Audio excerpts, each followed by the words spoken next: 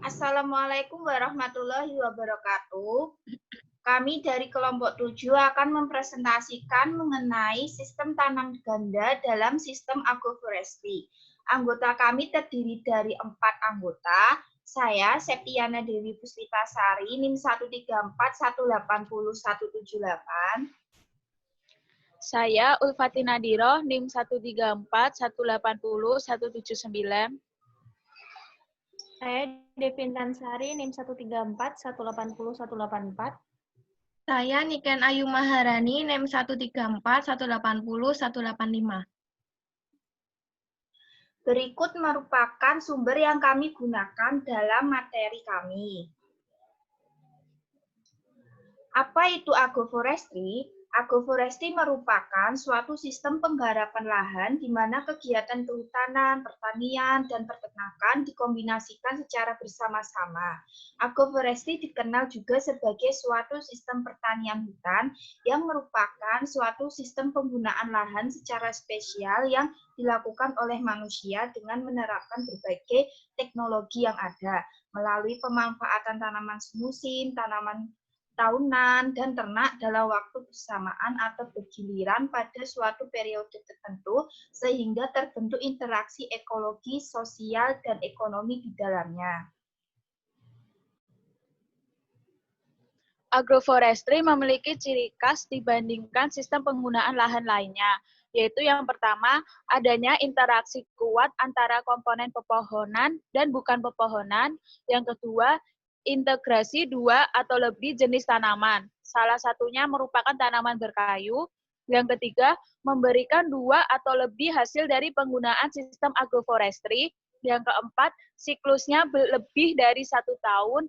Dan yang terakhir, dapat digunakan pada lahan berlereng curam, berbatu, berawa, ataupun tanah marginal di mana sistem penggunaan lahan lain kurang cocok.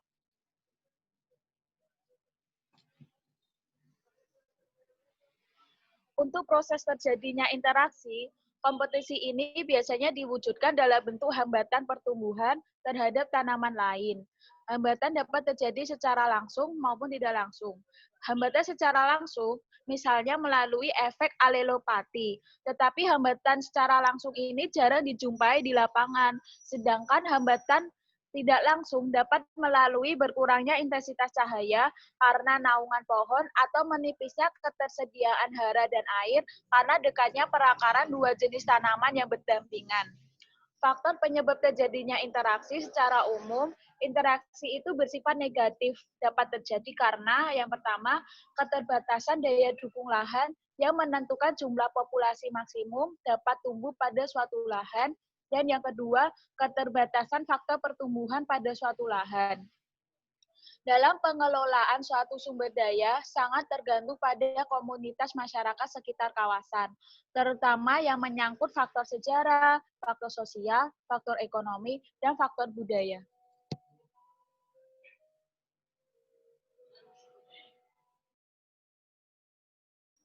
Faktor yang pertama adalah faktor sejarah. Faktor sejarah dapat menjadi penghambat atau membantu suatu kegiatan atau suatu proyek masyarakat kehutanan di mana mereka akan berpengaruh terhadap keberhasilan suatu kegiatan.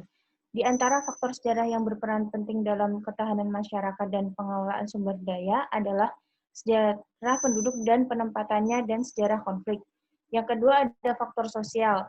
Terdapat sejumlah isu yang berhubungan dengan struktur sosial masyarakat yang mempengaruhi kohesi dan macam kepentingan dalam kelompok yang berbeda dapat mencegah seperti mereka mencari solusi untuk mengelola masalah sumber dayanya sendiri. Beberapa yang penting atau menonjol meliputi etnik dan bahasa, struktur keluarga, kasta dan tingkatan sosial lainnya, kemudian ada hubungan gender atau jenis kelamin.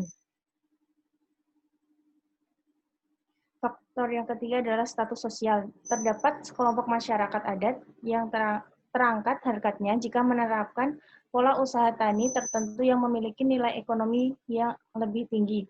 Keluarga yang memelihara ternak kerbau dianggap lebih tinggi status sosialnya dibandingkan dengan memelihara unggas.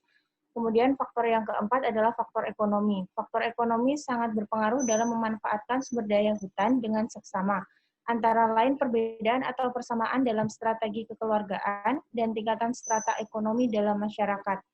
Bagi masyarakat yang sangat tergantung pada hasil hutan dalam bentuk non-timber forest product seperti memanfaatkan untuk obat-obatan, madu, resin, akan memelihara hutan dengan baik dibandingkan dengan yang memanfaatkan kayu dengan cara penebangan pohon.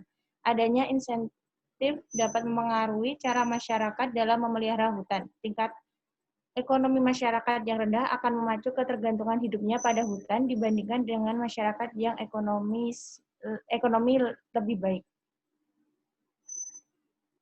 Faktor yang terakhir yaitu faktor budaya. Beberapa faktor budaya yang mempengaruhi masyarakat yaitu ada dua. Yang pertama faktor agama yang berhubungan dengan pemelihara dan pengeksploitasian hutan. Yang kedua yaitu faktor teknologi yang dikuasai oleh masyarakat setempat. Interaksi dalam sistem agroforestry.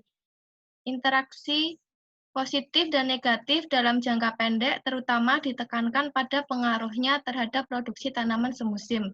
Bentuk-bentuk interaksi tersebut antara lain pada prinsipnya ada 3 macam interaksi di dalam sistem agroforestry, yaitu interaksi positif atau saling menguntungkan. Bila peningkatan produksi satu jenis tanaman akan diikuti oleh peningkatan produksi tanaman lainnya.